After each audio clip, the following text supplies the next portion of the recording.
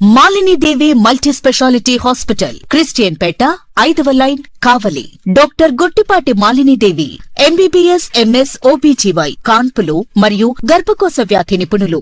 Malinidevi multi speciality hospital నందు అందించు వైద్య సేవలు: సాధారణ కాన్పులు, సిజేరియన్లు, లాప్రోస్కోపిక్ ద్వారా గర్భసంచికి సంబంధించిన ఆపరేషన్లు, ట్యూబెక్టమీ, పిల్లలు లేకుండా operation, high risk pregnancy, ectopic pregnancy మరియు గర్భసంచి నీటి బుడగలు, గర్భసంచి జారిన ఆపరేషన్లు, రొమ్ముగడ్డలకు చికిత్స, నెలసరి ఇబ్బందులకు చికిత్స, మెనోపాజ్ సమస్యలకు చికిత్స చేయబడును. స్త్రీలకు సంబంధించిన అన్ని సమస్యలకు చికిత్స చేయబడును. పిల్లలు లేని వారికి ప్రత్యేక చికిత్స కలదు.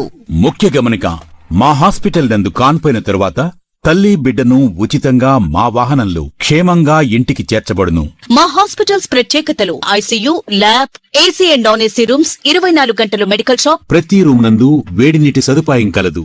Welcome to CMD news. నా పేరు కామాక్షి. ముందుగా నేటి వార్తా విశేషాలు. సిద్దిపేట జిల్లా కోహెడ మండల కేంద్రంలోని రామాలయం దేవాలయంలో తిరుమల తిరుపతి ధర్మ ప్రచారకు సమన్వయకర్త వేముల వీరస్వామి ఆధ్వర్యంలో కార్యక్రమంలో భాగంగా కోహెడ దేవాలయంలో భక్తి సంకీర్తన కార్యక్రమంలో పాల్గొన్న కోహెడ గ్రామ సర్పంచ్ వందల సునీత బాలకిషన్ భక్తి పాటలను ఆలపించడం అందరినీ ఆకట్టుకుంది. హర్షధ్వానాలు మధ్య వ్యక్తం చేశారు. ఈ సందర్భంగా భక్తులను ఉద్దేశించి వారు మాట్లాడుతూ భక్తి సంకీర్తనలతో దైవచింతన, శాంతి సన్మార్గము మొదలుకోవాలని భక్తులకు సూచించారు. సనాతన ధర్మాన్ని అందరూ పాలు పంచుకోవాలని ఆమె అన్నారు. దైవ చింతనతో మంచి ఆలోచనలు పంచడం, ఇతరులకు సహాయ సహకారాలు చేయడం, భక్తి మార్గంలో నడవడం ఎంతో గొప్ప వ్యక్తులుగా తయారవుతారని వారన్నారు.